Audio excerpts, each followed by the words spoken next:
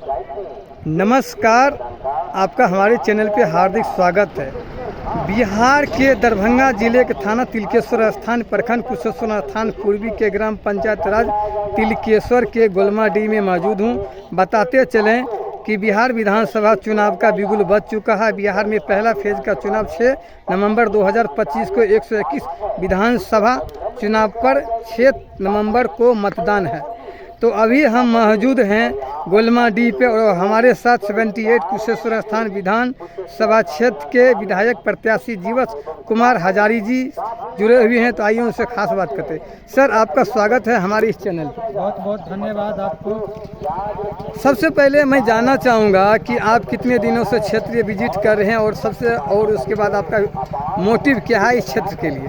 सबसे पहले तो हम इस क्षेत्र को मोटिवेट कर रहे हैं 20 वर्ष से रेगुलर।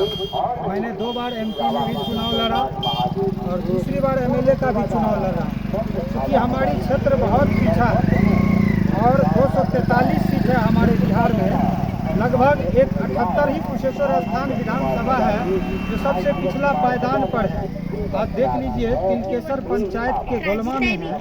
अभी हम मुख्य सड़क पर खड़ा है और मुख्य सड़क पर आने के लिए गांव से ऐसा कोई सड़क नहीं है जो सही से हम मुख्य सड़क तक आ सके। सड़क का स्थिति बद से बदतर है इधर। तो उसके बाद ये बताइए, यहाँ के जनता आरोप लगा रहे हैं कि वर्तमान जो भी विधायक हैं कई बार चुनाव जीते हैं, लेकिन बगल में ही देखिए ये गोलमाडीह और गोलमा के बीच में ये गांव है। इस पुल के लिए यहाँ की जनता कई बार धरना किए, कई बार कुछ किए हैं, लेकिन अभी तक इस पुल का काम पूरा नहीं हुआ है। क्या आप विजेता होते हैं तो इस पुल का निर्माण करवाएंगे या फिर हवा हवाई फायरिंग दे के निकल जाएंगे? मैं हवा हवाई फायरिंग कभी नहीं दिया हूँ।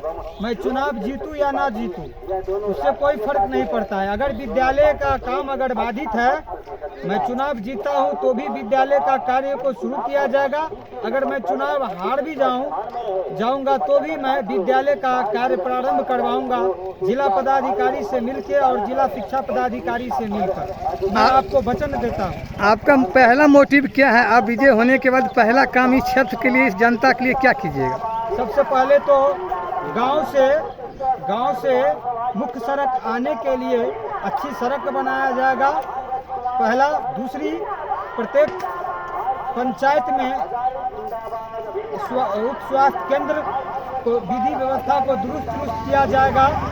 पंचायत में ही अच्छी स्वास्थ्य का व्यवस्था हो, प्रखंड में आने की कोई ज़रूरत नहीं है। दूसरी, शिक्षा की बात आप कर रहे हैं, मुझे बहुत दुख होता है।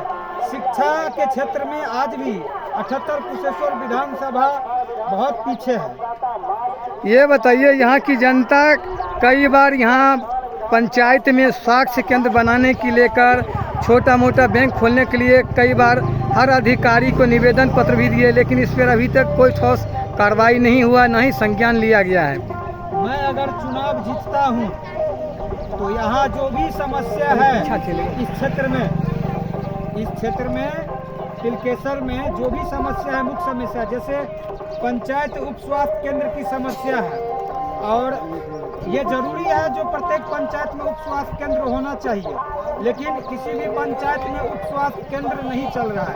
सिर्फ कागजातों पर ही सीमित है उप स्वास्थ्य केंद्र पंचायत का, धरातल पर। अच्छा, ये बताइए, जनता से आपका कितना सपोर्ट है? आप कितने हजार वोटों से आप विजय होंगे, कुछ बता सकते हैं? पहली बात तो चुनाव में लड़ ही नहीं रहा हूँ। चुनाव लड़ रहा 78 कुशेश्वर विधानसभा के सभी जाति धर्म मजहब समुदाय के मतदाता मालिक चुनाव लड़ रहा है।